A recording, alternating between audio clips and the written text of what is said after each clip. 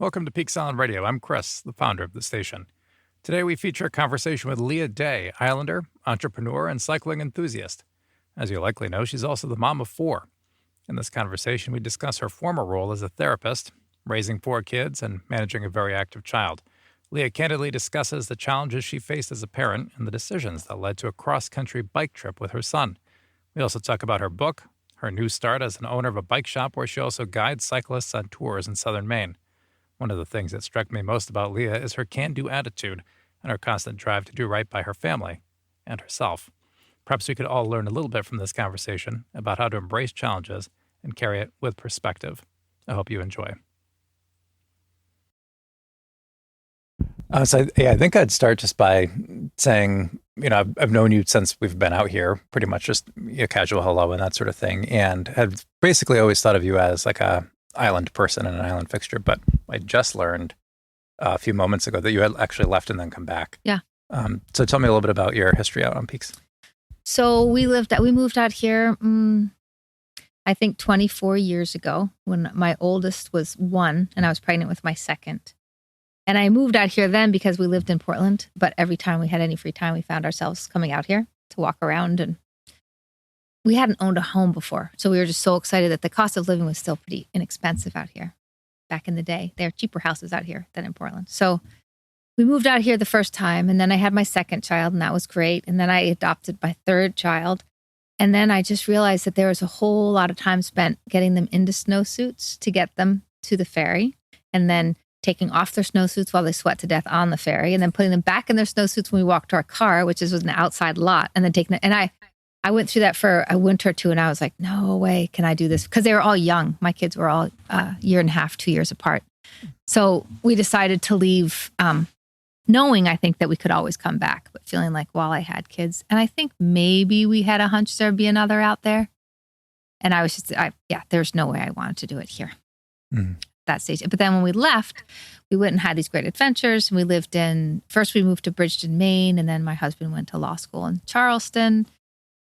And then he didn't want to jump right into becoming a lawyer because he thought he'd never see his kids. Mm. So he took a job as a camp director. And then we lived in New Hampshire for 4 years while he did that.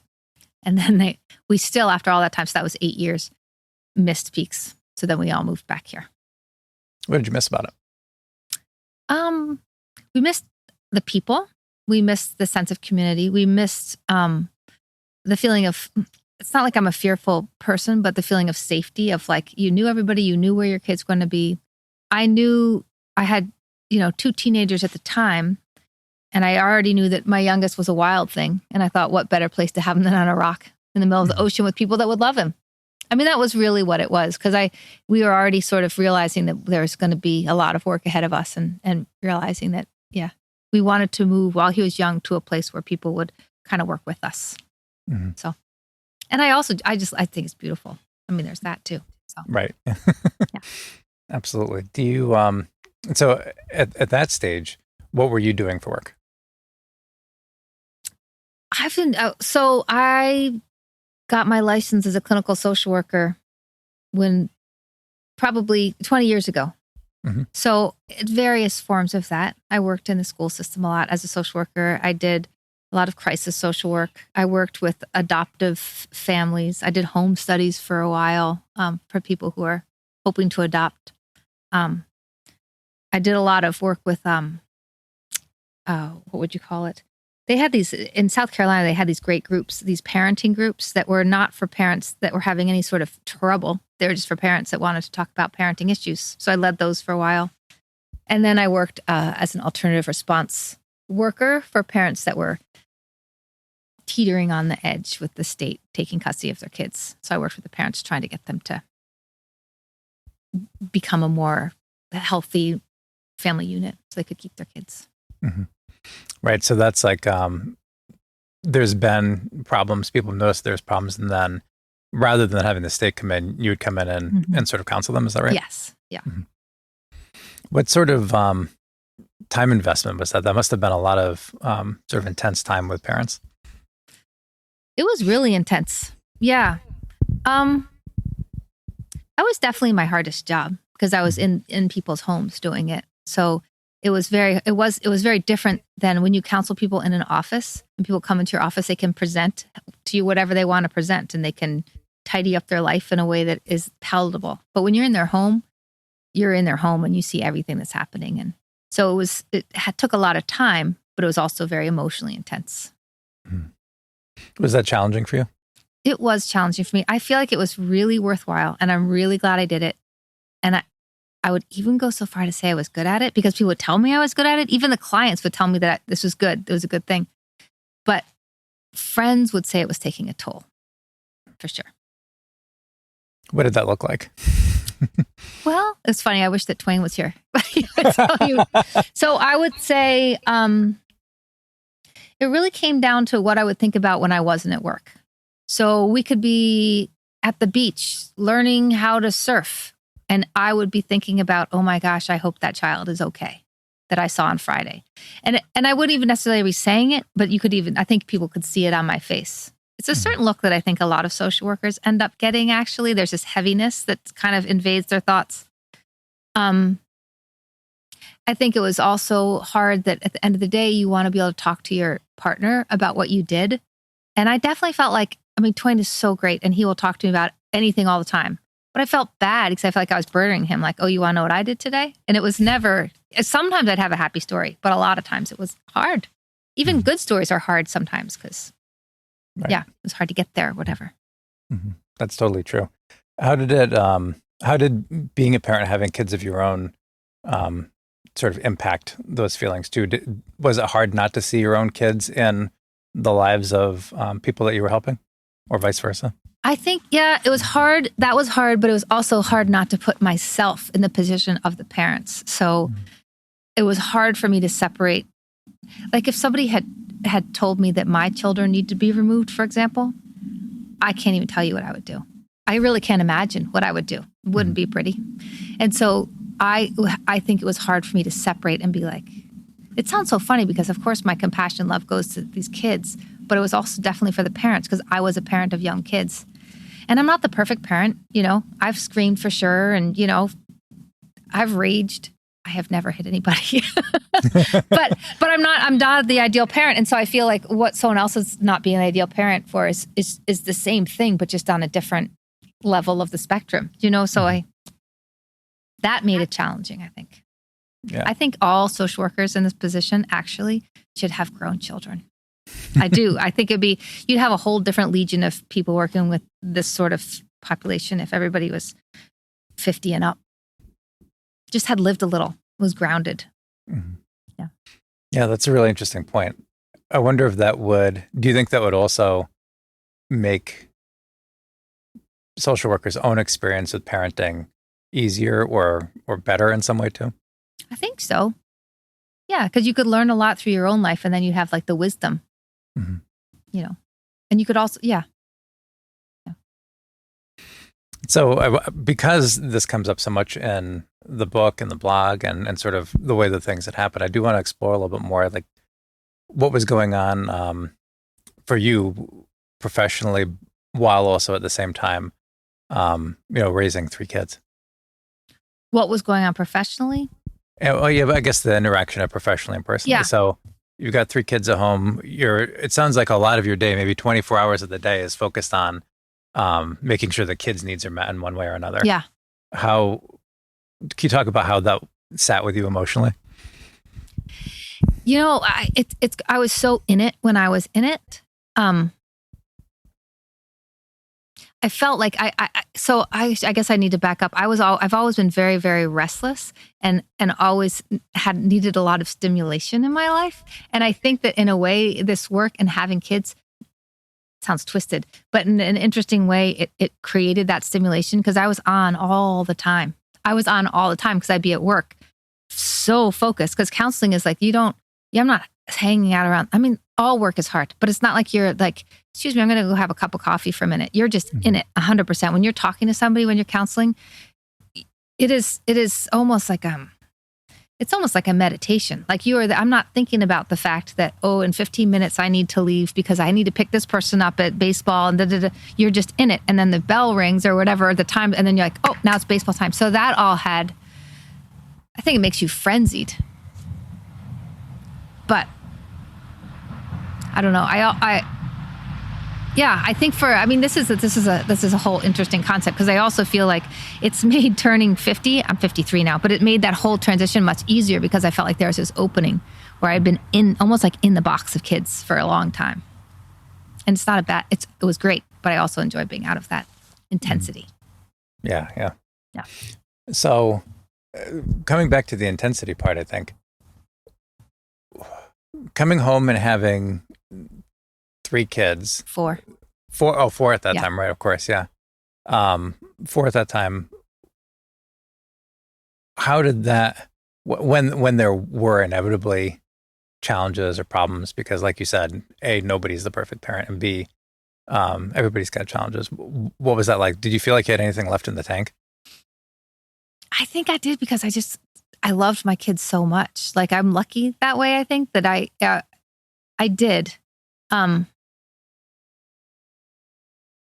Yeah, no, that part was not hard. Like, I think it's just so different, because I would love to do that. Like, I loved reading to my kids so much, and that would fill me up too. So, I think I feel like I've almost had different families along the way. When I had young kids, we were doing we had certain kind of things that kind of, how can I think of these words? Like, it would be like I would do things with them that would also fill up my tank. Like, we would always be taking long walks, like in the woods. We'd find parks all over Charleston or all over New Hampshire, or we would do a lot of reading, or we would do a lot of, I think I was just very actively involved. I made it so that our life sort of worked together. So what was filling them up was filling me up. But I will say that when things got challenging, I think I did mention this in the book, actually, that at one point I did even have to call the police and say, I'm going to need some help because I can't contain what's going on. And to hear them say that they would call DHS on me was definitely like, wow, that is just, I didn't think of, I don't know, maybe that's when I started to think I need to switch what I'm doing, because then it was all just too much. Yeah. What they actually said is I couldn't find my child. He kept running away. And I said, I called him and I said, so everything's okay, but my child, he runs away all the time. And I just want you to know that if you see this child, I gave him the description, know that I'm looking for him. And, I'm doing the best I can, but he's escaped, and this is my name and address. And they said, well, ma'am, if we find him, we'll be calling CPS, Child Protective Services. And I couldn't believe it. So. Wow. Yeah. How did that change your response to things? Like, did you feel like you could call the police? Well, I was after that. Yeah, I felt like I blab a lot, as you can tell, and so I felt like the more honest I was with what was going on, the safer we were. Where when you start hiding things, then it's scary. But so like everybody wherever we lived knew what was going on. Like, when he would run away, the whole neighborhood would go looking at him, and the schools always knew what we were dealing with. And I joke that, like, even a poison control, like, I knew the person on the phone. I'd be like, okay, so now he ate, but I would always be. I think that what makes people worry about a family is when they don't know what's going on. Yeah. So that's a good point. And I think it did help in that way that I was a social worker, because I could wait. I don't know whether it was just imagined help or true, that when I could say, well, I'm a clinical social worker and I have this child, it does change and that's probably wrong, that the world works that way, but I think it did help. Mm-hmm. I think there is something about that does make sense, though, right? Because I think on the one hand, what you're saying when you say that is, I'm doing what I can and I've got tools in my toolbox, right? And I think one of the reasons the state sometimes gets involved is because people don't necessarily have the tools. Right. Mm-hmm. Yeah. So was there a moment when you realized you needed to start wearing more of that hat and pulling those tools out of that toolbox with your son? Yeah, like when he was 1.5. It happened really early. He was this really unusual baby. And you know what else helped is that I had 3 other kids. So I was not, didn't think parenting was just going to be really easy or whatnot. I knew something was different. And he's such a great kid, but right from the beginning. So we got a lot of help on board early. So he had so much intensive occupational therapy when he was little, and we had him in a therapeutic preschool when he was like 2. And he was so lovable. So all the people that helped him really loved him, which was, I don't know. So I just actually I spent a lot of time with that toolbox wide open. Okay. I'm being all over, but I think that might have been hard for my other kids to see that crossover. I would brush him. I don't know if you've ever heard of brushing, but I would give him like these brushing treatments, and my husband and I would swing him in this tube like hammock that was a tube just to give him like pressure and just to still him and all kinds of things. And then he would do some scary things sometimes, and the kids would have to like, yeah, they were living a different life than they had before all these things started to hit. Mm-hmm. And I think that was painful. I do wish Twain was here too, because he would tell you more. I think because I was a social worker, in a way, I was more comfortable with all that. I was much more matter of fact with like, well, this is what's going on, and this is what we have to do, and this isn't the life exactly that we thought we were going to have when we had a 4th child, but it's a great life, and it's just really, there's a lot going on. I think that there was some more maybe feelings of loss that were going on, perhaps for some other people. A lot of love, but a lot of like, wow, this is a lot to manage. Yeah, that's a good point. When I wanted to sit down and talk to you about this, I wanted to hear your perspective as the social worker and like, when that switch went off and the light bulb went off for you. But really, it does make a big difference to the family members that are not social workers. Yeah.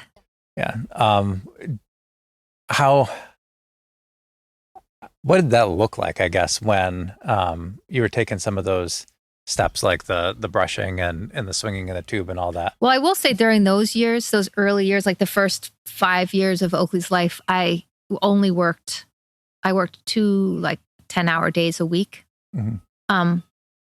Not even, maybe 2 8-hour days. But I was with him all the time.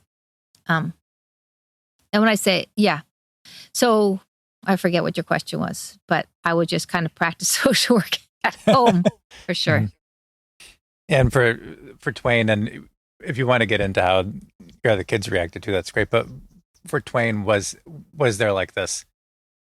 I can imagine a couple reactions, either sort of wonder about the way that you were able to work with Oakley, or was it more of like a fatigue or something else? Well, I mean, I think there was a lot of fatigue, but I think also I think that, this is in any relationship, right? Even though I had been a social worker for a while at that point, he would hear it better from somebody else. I just had ideas, but then somebody else, he'd be like, oh, Anne over here, the occupational therapist, says what he really needs is, his pressure points and his jaw activated. Like, oh, really? Did she say that? But we can laugh. He could laugh about it. I think, and he was game to do anything. He put in a ton of time with Oakley. And we would have to separate. We often separated, like one of us would be with 3 kids and one would be with Oakley when we did things. Mm-hmm. Because it was a one-on-one situation. Yeah. Yeah. So you had said that you had sort of characterized the early years as like birth to 5. What sort of changes did you notice after 5, if any? Well, there was so when he was young, he really just didn't have any common sense at all. Not that kids do, but he would do things that were really, really dangerous. Literally, I would find him on the roof. He would climb up the side of the wall. But this is when he's like 2.5. He was barely, whatever. He would leave, and he would not be able to find his way back home when he left. So he would do things that would put him in direct danger. When he was 5, he was a nut, but he wasn't. I didn't feel like I worried about him as much as far as like just keeping him alive. Mm-hmm. I mean, and this whole pica thing that he had, that cleared up by the time he was 5, but he would eat anything. It was like a human vacuum. If we were sitting here, he would just pick stuff off the ground and start eating it. He'd be like, just stop. And he wasn't really that cognitively impaired. He just had no impulse control. So living a life with nothing that would stop you from doing anything. So by the time he was 5, He still had a bit of that, but it was more reined in, and there's more. I think there was just more help because he went to I don't know if you know Waldorf school. He went to a Waldorf school at that time, and they sort of were game to sort of let him do what he had to do, without constraining him too much. And I don't know, it's just more systems came into place, I guess. So I can imagine having kids of my own that when you get your kid and when you're used to being able to take care of your kid, even if it's imperfect, wanting other people to treat your kid that way too and be able to know that your kid can be who they are. Did you feel like that was true at the Waldorf school? Well, I think it's about the teacher we had. The teacher totally got him. And that's what I said before, when people loved him, it was the greatest thing in the world, because then it makes everything easy. When you felt like there was any judgment, that makes it 10 times harder. It puts up all these boundaries and walls, and no one gets what they need, But we were really lucky with him when he was small. All the way up, actually. He's had champions. He's 18 now. And he still has champions that get him and will advocate to the end. That's great. I know. I mean, it makes all the difference in the world. Yeah, it makes all the difference to him. And did it make all the difference to you and Twain too, to be able to know, like, you could leave him somewhere and someone's got this, whether it be at school or at camp or anything like Absolutely. That? Yeah, it was not a camp, but yeah, his nursery school teacher, she volunteered to watch him through the summer, even though school was out, because she knew we had to take a break sometimes. Or, I mean, not all summer, but she would take him and go berry picking. And that was like a perfect Oakley activity. Spend all day in the woods, picking berries. Great. He had teachers. He had, what do you call it? Case managers at the school. They're not case managers. Are they case managers? Yeah, or like a school social worker, or more than that. Like more one-on-one. I can't remember their name, but he had people at the Peaks Island School that were just amazing. They're not there now. I don't know who's there now. That might be great as well. But that really, Miss Holden was great. Donna Holden was great, and this other woman whose name I cannot remember. But they would really advocate for him. And then as he went even up through like middle school, people who would say, okay, so yes, typically we would take someone off a sports team for this, but not this kid. We're not, he just has to do this. So yeah. And even now he has some teachers at Portland High School that are just incredible, that will just, he has one teacher right now, Mr. Beam, who says, why don't I have him for all 3 classes so I can really keep an eye on what's going on? We're like, great. So there are people who are above and beyond. Without that, that'd be lonely and really hard, truthfully. Yeah. One of the things that I get the sense from, both in talking to you and then also from your blog and from the choice that you made to do this trip with Oakley, which we'll talk about in more detail in a few minutes. It seems like everybody under the sun on Instagram now, whether they have a diagnosis or not, is so honed in on the ways that you can like hack your body to get more dopamine, or hack your body to like improve your serotonin levels. And I can spend 10 minutes in the sun for this, or I can go for a walk in the woods for this. Were there those kind of resources around, or was it something for you to sort of understand as a social worker that led you to try certain things like being in the woods or being active with Oakley? Yeah, I mean, I think that we used different I don't know if different words, but I mean, do you remember the book Last Child in the Woods? So that was a movement for a while, saying that just being in the woods was so healthy for children's brains, and less structure was better. Not like in your home, but in like spending time doing nothing outside, just digging for earthworms, if that's what it is. Or so I would say I knew, like working with like the occupational therapist, they'd come at it from a very clinical direction. Like this is how to hack the body to make it be able to react more slowly to impulses. But I think I was more intuitive in the way I handled Oakley. It's funny. I think that's a separation between social work and being a parent. I think with your child, you're more intuitive. And when you're working with a client, you're more like, well, these are the things we could do. But it's also like, if you just pay attention, it's very obvious what your child needs, I think. If you're really paying attention, I shouldn't say that. But it felt very obvious to me that, what he needed to do. Talk more Yeah. about that from your point of view. Was it the same as like knowing, oh, gee, my kid's really into cars, so we're going to find ways to like make that an experience for my kid, or was it something different for you? Mm, it was a little bit like, I mean, we have had some great experience. Like there's a time that stands out in my mind where we were at some pioneer festival and they were singing these pioneer songs and Oakley was running away and he could care less about Pioneer Day. And then these Native Americans came and they started drumming and it froze him in his tracks. And he was little. He was like 3. And he just started squatting rhythmically to the drums as they were drumming. And it was like this, of course, he needs this deep rhythmic beat. And so we would be like, so it wasn't what was interesting to him. We would see the reaction. So, Mhm. and he drums. He drummed forever. We got him a drum kit. So it was like, oh, you like cars, let's do cars. But it was more, this is a need that you, Like a deeper a thing. deeper Yeah. thing. Mhm. And one of the challenges with him too was that he was not interested in very many things. He didn't Mhm. play Legos. He didn't imagine. Imagination did not ever come in, but he needed to move. And so like he needed to jump. So he had a trampoline at 2.5 years old. And Twain was like, oh my God, he's going to kill himself. And I was like, if he doesn't have a trampoline, he's going to kill himself.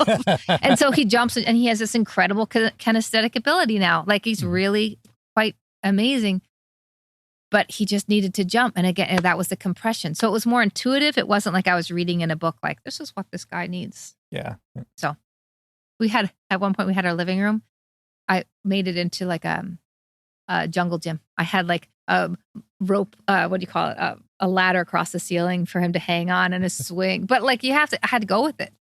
Mhm. And that would work better than. Did that kind of all happen at once and then you noticed that helped? Or was it more like, we're going to start with this rope and then all of a sudden it's going to be that the entire room? Yeah. I think I actually had a vision. I mean, this is a funny interview because he never stopped moving. So if you were going to get him off the bed and the couch, you had to get a trampoline. And if he wasn't going to climb on the roof, you had to get him a rope with knots in it to climb up. Like he had to move. And so, we lived in a farmhouse in New Hampshire during this time, and there was like an extra room, and I was just like, oh yeah. And so it was very fun to design. We literally had a ladder across the ceiling that you could hang on, and we did have a swing, and we did have ropes that you could like, climb up, and we had ropes swung from like one post to another so you could try to balance like holding on to the other. It was a full-on OT gymnasium, and which all my kids actually really enjoyed. Didn't help him not destroy the rest of the house, but at least you could. Yeah. And he learned to snowboard when he was 3. Wow. Yeah. That's what he could do. But play with little stuffed animals? No, not ever.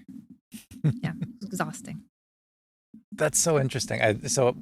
I'm hearing you talk about this, and I heard you at one point say that he didn't have a lot of cognitive delays. And I'm hoping that you can maybe comment on whether or not people just have maybe different degrees of intelligence in various things. Because a lot of what you're saying sounds so ridiculously advanced for somebody who's 3 or 5 or 6. Well, physically he was advanced. I mean, it was very noticeable to anybody who would meet him. He looked like a little strong barrel of muscle. I don't talk too much about the cognitive delay thing because if there's anything he's sensitive to, that is a sensitive topic for him. But I do really, I mean, it's been overstated, but there are different kinds of intelligence. And there's some things that he is that he is amazing at. But math, it's not ever going to work out. And I can say that, but he, I don't know. I guess to me, I'm feeling like that doesn't matter. Mhm. It's certainly part of the picture, but there are ways, I don't know, there are ways around that or something, or to me, it's less important in his profile because that just is, you can't really work with it. That, I don't know. Mhm. Yeah. Before we move on to the impetus for the trip, since we're here in the conversation, what do you think matters as far as who Oakley is? I just want him to have a happy life and be grateful, not grateful. I want him to enjoy his life and cause little harm or no harm to people around him. And I want him to love himself and have joy. Mm-hmm. Yeah. And it doesn't matter how that happens, as long as, doesn't burn down the house, but it really doesn't, So I think that's what I mean about the cognitive stuff. Like, you can have an IQ of 50, but if you are really happy, that's fine. That's great. But if you're not happy because you feel like a caged animal and you have an IQ of 50, that's awful. So if you can find a way to make the best out of what you have, it's just going to lead to a better life. That makes a lot of sense. Yeah. So I'm looking at a picture that I have of your book here, although I do know that you have one next to you as well. But the title is Changing Gears, and then the subtitle is A Distant Teen, a Desperate Mother, and 4,329 miles across the Trans-America Bicycle Trail. Talk to me a little bit about the subtitle. Yeah, I didn't write it. Oh, okay. No, that's just marketing. I would never I wouldn't characterize either of us that way. Not at all. Yeah. But I think they thought other mothers that felt desperate would relate to that title. I see. Okay. Yeah, no, I'm not desperate. And the funny thing about that is that, like, I don't feel desperate because I'm always trying to find out. Desperate is like when you don't know what else to do. And I have had desperate moments for sure. Mm-hmm. And then for him, distant, the thing about Oakley is he's not distant. Like, we're so close. Mm-hmm. He's leaving for the summer for the first time, like, ever. And we're both a little terrified because we've been through so much together. So the distant thing, no, he was having a hard time. Mm-hmm. And so we had to change it. And I also wanted to bike across the country. So worked out. I often do say, for all the different kinds of personalities and disabilities out there, I got the right one because I'm happy to do what he wants to do more often than if I had somebody who couldn't get off the couch. That would be a lot harder for me. I'm being very honest. That would be really tough for me. Then I might be a desperate mother. Mm-hmm. If you could rewrite that subtitle to what you actually think was going on, what would it be? Oh, it'd be something, some way of like finding a new groove or something, or, when it's time to mix it up or, getting off the beaten track and figuring out a better way. Mm-hmm. Something like that. Because we were figuring it out. I like that better. Yeah, I know. It's ridiculous. So let's talk a little bit about figuring it out. So this was 2019. So thank goodness you didn't have a crystal ball. I know that the pandemic was coming, but what was going on at that time that made you feel like you really did need to make a change and that Oakley needed a change? Well, I think that I was feeling like I had been a social worker for a long time, and I wasn't challenging anymore, really. And I was ready for change. And so that just was in my back pocket. But Oakley really, we're very different, but we're very similar in that when I was Oakley's age, I really struggled in high school hugely. And didn't have anything change. And I remember kind of even wishing my parents would kind of pick up on the fact that I was struggling so much. And like, I even wanted to go to a Catholic school for a while, like just something different. You got it, something, but no one knew it. And I didn't know enough to say it. And so when I saw Oakley going through a lot of what I was going through, which we both shared, a fondness for pathological lying. And so I was like, oh man, I know where we're going. Anyway, and his grades were terrible, and he was just not showing up where he needed to show up. I think I write about this in the book that he would say he was going to swim practice and he wouldn't be there. And he was, I first concocted this plan. I think he was 15 when we were talking about it, or when I was thinking about it. And one particular day, I just remember, I think I'd like voiced at some point to Twain, oh, I'd like to do this someday. And then one day we had a bad episode in which he wasn't where he's going to be. And I was so angry that he had lied to me like yet again. But when I saw him, I just saw this like profound sadness that he didn't want to be doing this. He didn't want to be messing up so much and having his life sort of fall apart. It's so stressful. It's so awful. Mm-hmm. So it was just really obvious that we really did need to do something different because I could see.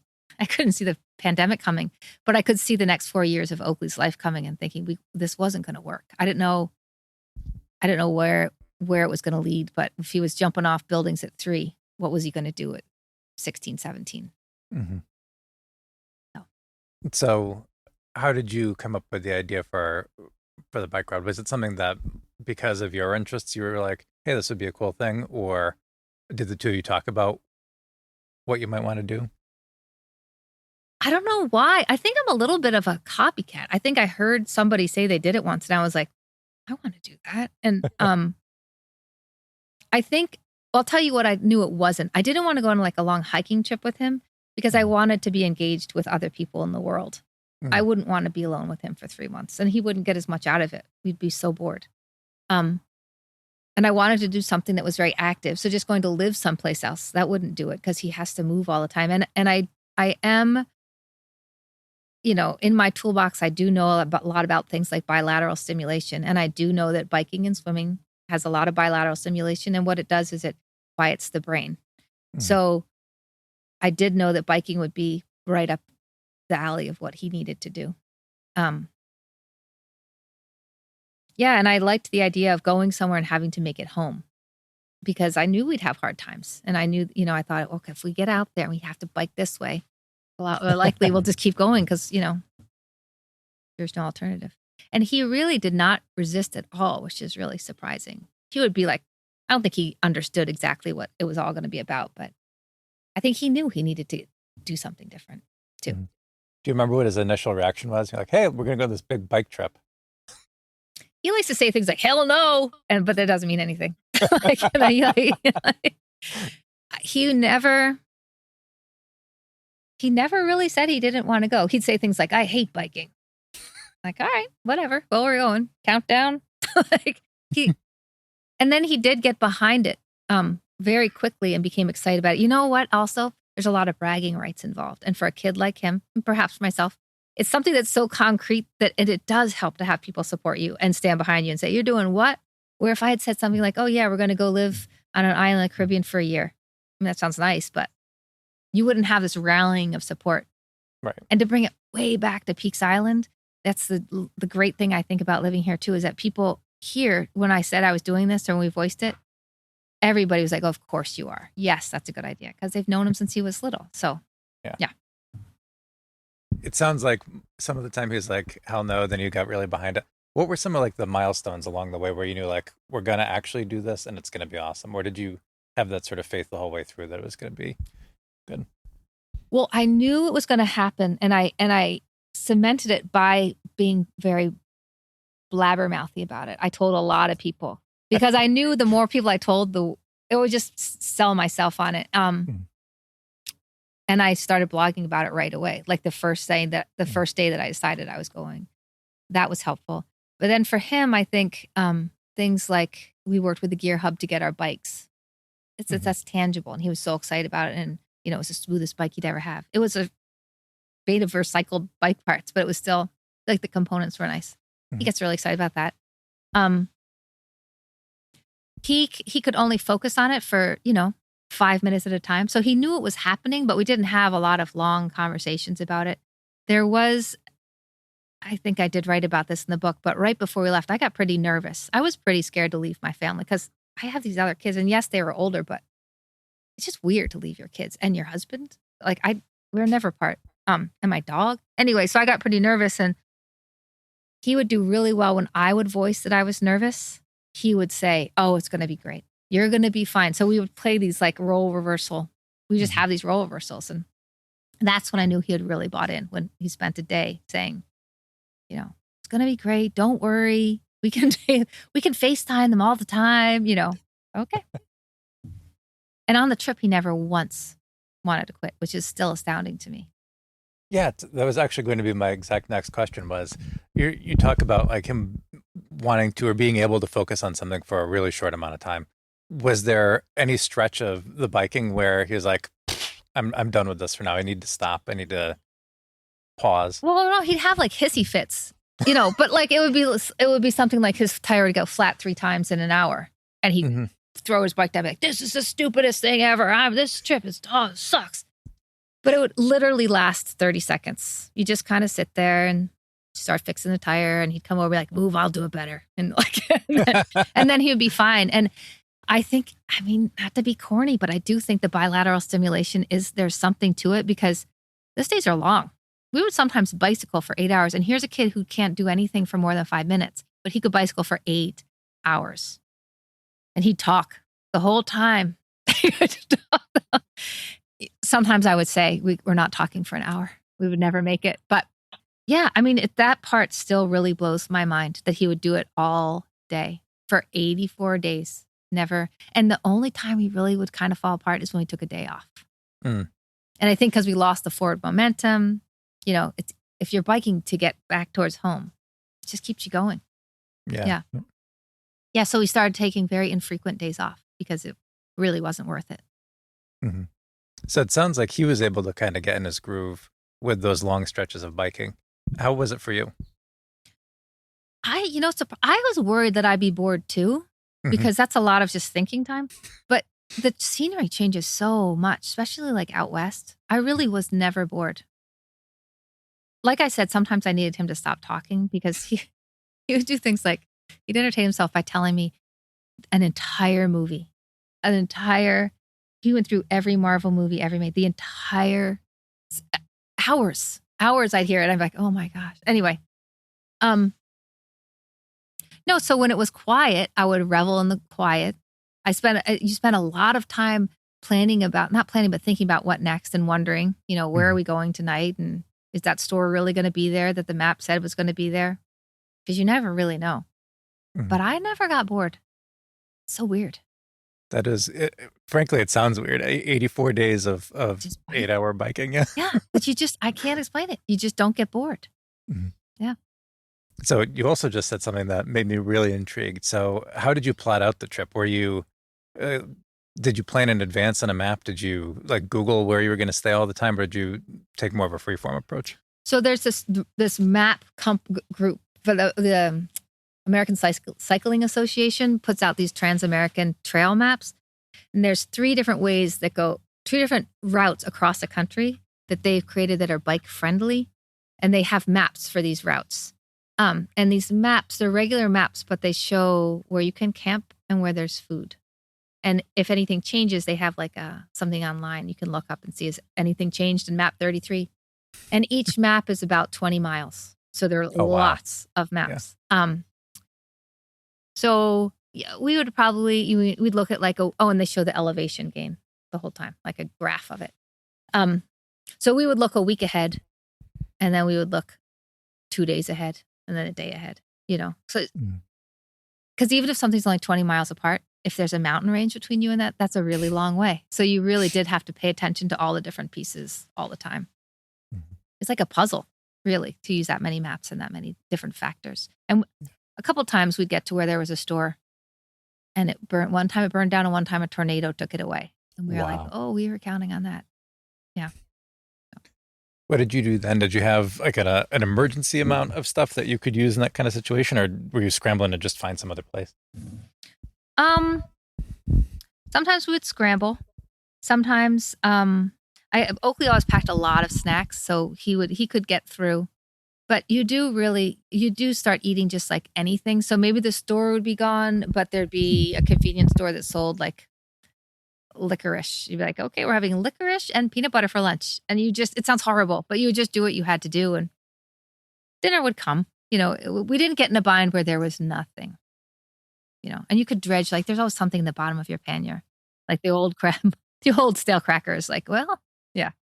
So, yeah. So what was the trail like? Was it fairly remote most of the way, or were you biking in urban areas part of the time? What was the layout? It's fairly remote. You're on back roads the whole time. So they're all roads that have very wide shoulders or very little traffic. So it's just going through Wyoming and Idaho. It's remote. You'd sometimes come into a town, but you would never go into a city. It kept you out of all the cities. Yeah. So pretty much the whole way there'd be some place to camp every 50 miles. And I think that sort of tells you how rural it was, because if you're in an urban area, that's not going to exist. Mm-hmm. Yeah. It sounds like it did require a lot of, like you said, a lot of planning, a lot of puzzle pieces then.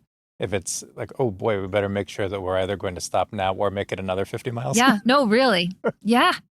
Yeah. And also if there's a store here, but we're camping in 30 more miles, we better make sure we have food for tonight. And when will we get to the next store tomorrow? So you really are always, yeah. Somehow that made it fun. And we had one funny time. Twain would watch us on, he had me on location on my phone. And he would watch me, and a couple times I got lost and my phone would start ringing. He'd be like, "Where are you going?" Yeah. That's really funny. Yeah. What was the experience like for Twain and for your other kids? I think that Twain says it like I was like, "Oh, you're getting a 3-month break from us. You're going to get so much done and relax." He said it was actually quite stressful because even if he was relaxing, he was always worried that the phone was going to ring. Mhm. And we did talk every day. If we didn't talk, I mean, there's probably 2 days we didn't talk and it was a big deal. Like, okay, well, we don't. So he would check in. He would write down every night where we were staying on his copy of the map, which was very sweet. Yeah, but he said it wasn't terribly relaxing. And he said he spent a lot of time, instead of getting projects done, sort of not being able to start anything. Cause he was just like, okay, so where are they now?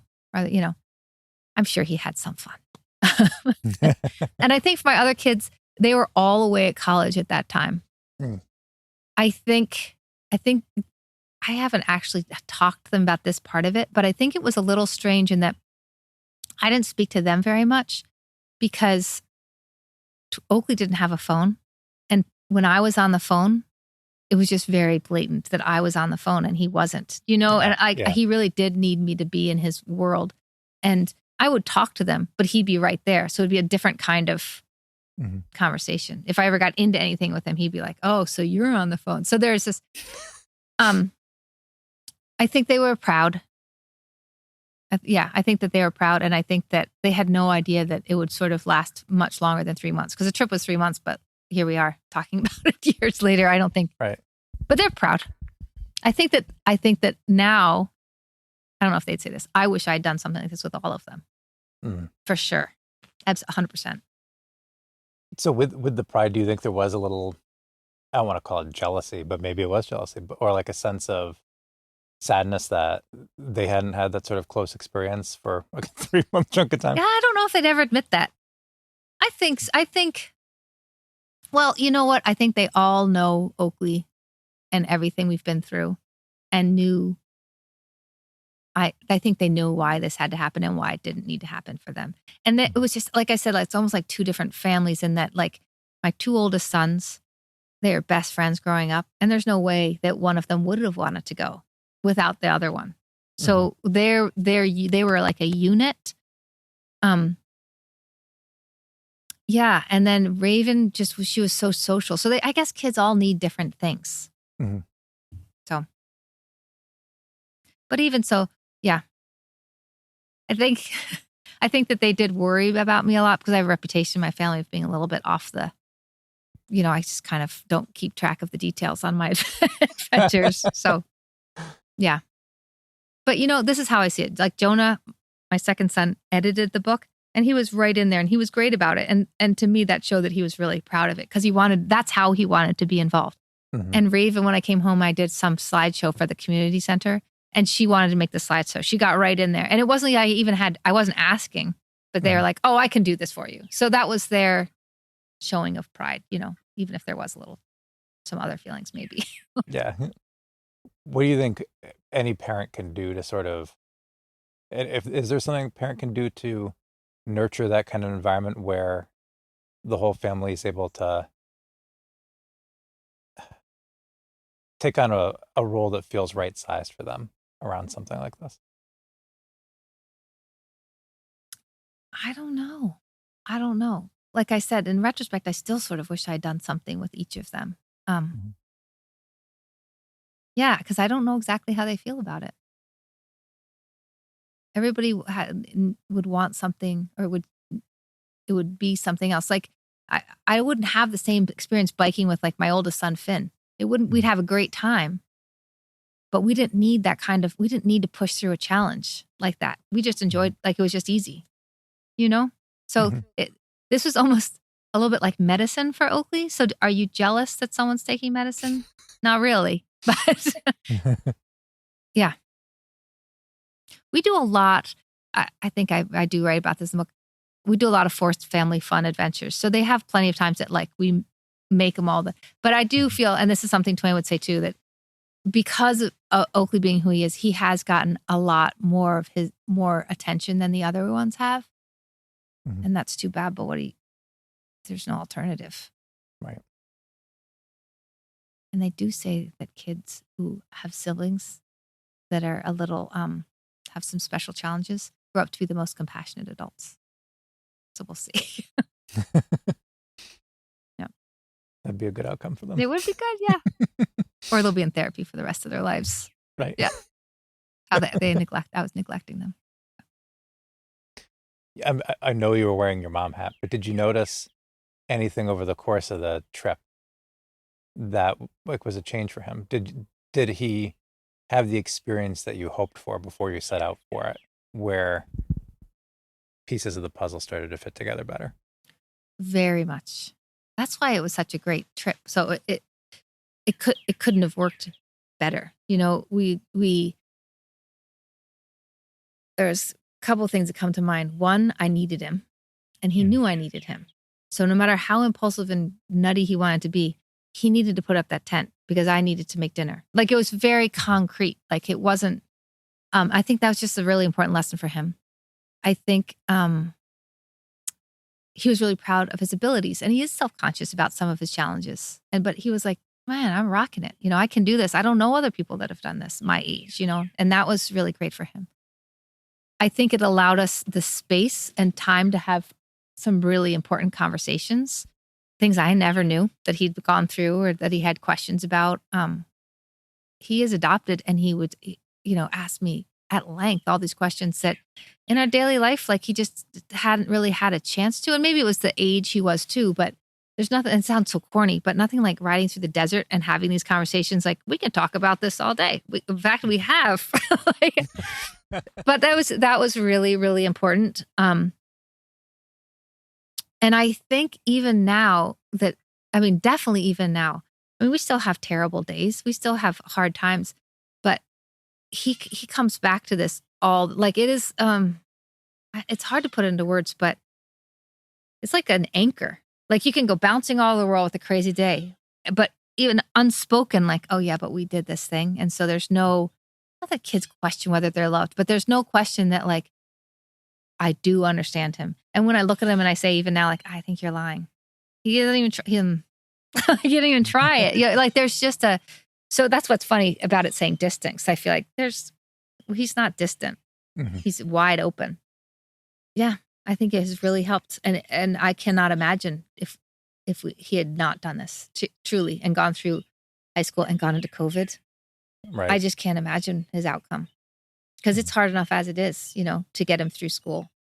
Yeah. When COVID hit and schools were closed and everybody to stay home, what was going through your head and maybe through Oakley's if he talked to you about it? Yeah, I was going out of my mind. Because I had been with him.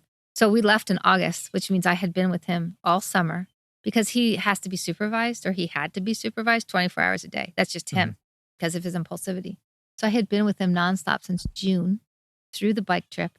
I had kept him home until the spring semester started, and then COVID hit. So I was with him 24, that's distant. There's no distance.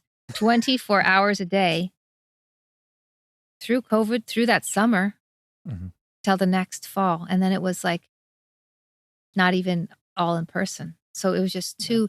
And that, I will tell you, there was some panic there because I gave him my all, and I was ready. As much as I love him, I was ready to sort of turn away and do something different. Not turn away, but not have him have 100% of my attention.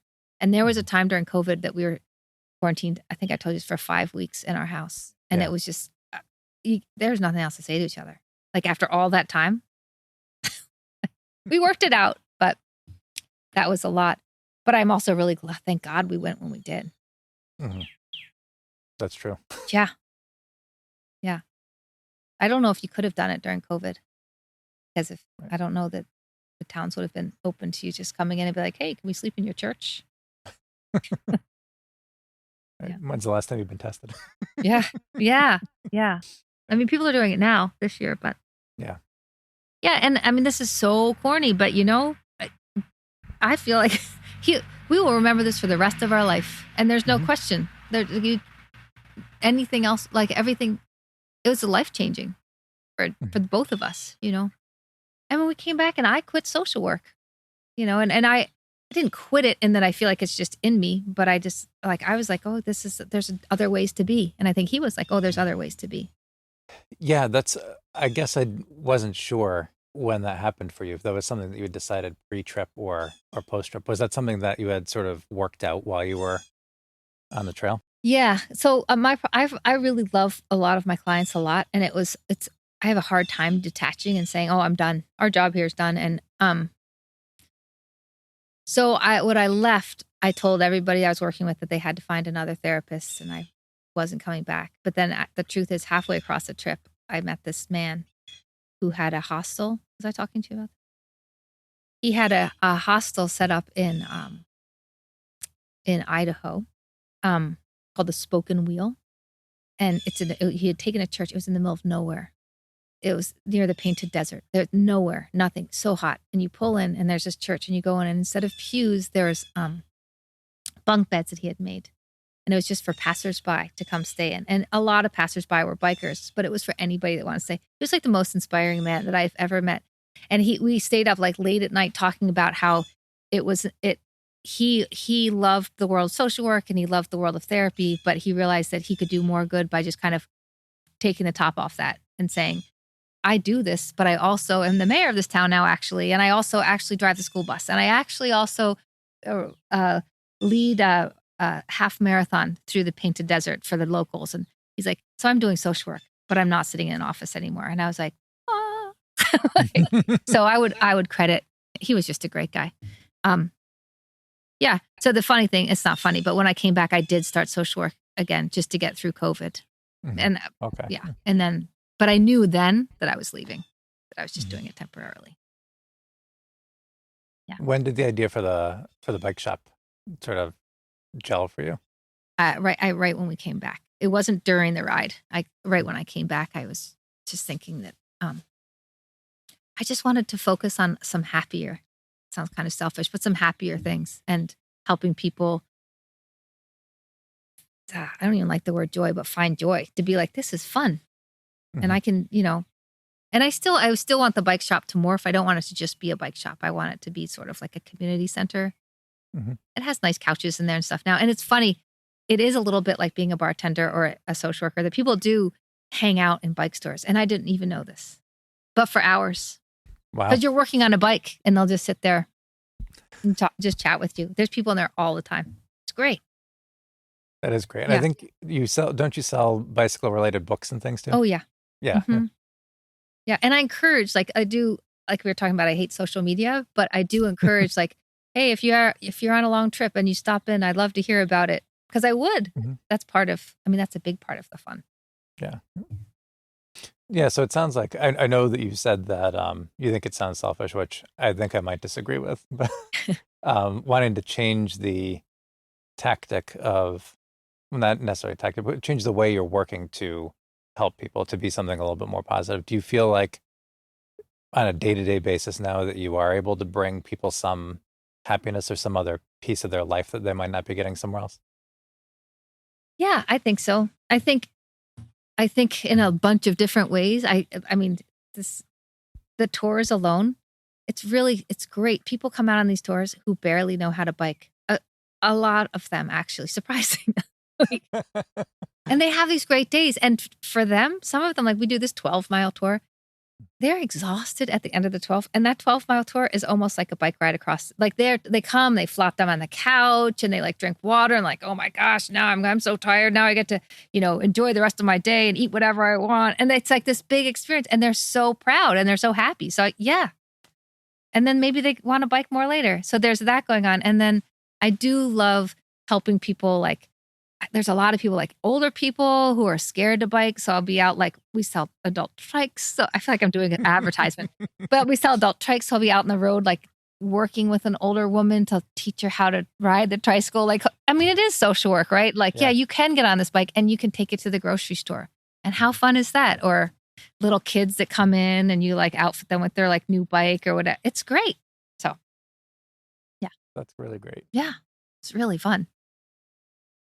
Yeah. I feel like it's like, knock on wood, but life just feels very fun right now.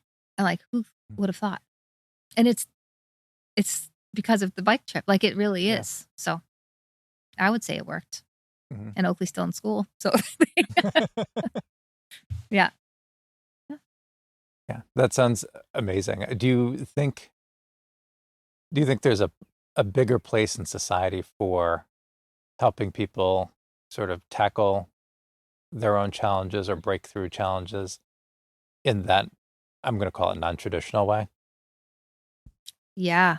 Actually, somebody came in the shop 2 days ago that was trying to find a way to have more disabled people go out on like outdoor wilderness adventures. Not people with like behavioral issues. There's a lot of youth at risk stuff, but people who would just enjoy being out there for all the reasons that I enjoy being out there. Yeah, definitely.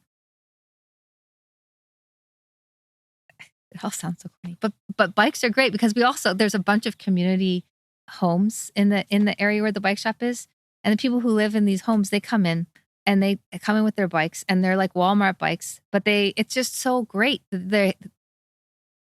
Yeah, like the bike is their freedom because they're not going to get their driver's license. They can go all over the city and they can be invested in this. This is their transportation. This is their, it's just, that part is just great to see. And there's a lot of room for that. I feel like everybody should be given a bike. Yeah. Like you should reach a certain age and you just get your bike. I think so too. We actually, not to make this about me because that isn't about me, but we have a couple of bikes that have little battery packs on them, and we had, I think, been hesitant to think of biking as a way of transportation because Portland is a little hilly if you're not like if you're going to work and you're like don't want to show up at court, covered in sweat. But now, even just having that little boost when you need it, it makes it so much more viable. And I think for both Bridget and I, she's biked to Westbrook High School even. Yeah. It feels so much better than commuting in a car. Yeah. And you feel A, like you've accomplished something. Yeah. And then B, happy. Yeah. Right. It's that simple, right? Yeah. Yeah. It's so cheesy. Biking makes people happy. It made us happy. It makes people who come to the shop happy. So, and the hope is truly that maybe Oakley works at the shop as an adult. Maybe this is what, will be his ticket to adulthood. Yeah. We did go to bike school this year. Do you know this? Oh, no way. I don't know about bike school. We went. So two things. Once, when we finished this trip, we made a promise to each other that we would go on at least a 2-week bike trip every year till he's 25. That's fine. We both got matching tattoos. You've seen these. Yes. Yep. And then we also both went to bike mechanic school in Oregon. And we spent 2 weeks at this high caliber bike school, just learning everything, about bikes. And it was a really fun experience. But so the hope is that I honed up a lot of my mechanical skills. I'm by no means a professional bike mechanic, but at least I can like talk the talk now. Change your chain. But Oakley just is becoming more and more comfortable in the world. And so in the world of bikes. So I would love it if you end up being a mechanic there. That's so cool. Yep. Good. And before we wrap up, one other thing that I did want to touch on, because I did read your comments about this on your blog, about releasing the book and sort of being like, oh, wow, this is going to happen, and having a number of sort of thoughts and emotions about it. When you decided to write the book and when you were writing the book, not how much, was it easy to sort of put this experience into words and on a page, or was it hard to sort of quantify or qualify what had happened for you in Oakley? I think that I think it was really easy to write because when I wrote it, it was like I was just writing it to myself. I was just telling a story. I think I learned through the process that what is hard to write or to say or to hear for Oakley are labels, as it should be. He's fine with everything that the book says because it's about him. And I was fine writing it because it's just about him. But as soon as you start trying to it would have been harder if I felt like I was sort of talking about things that are incredibly private to him. But if you're just talking about who he is, that's not incredibly private. Does that make sense? He didn't want it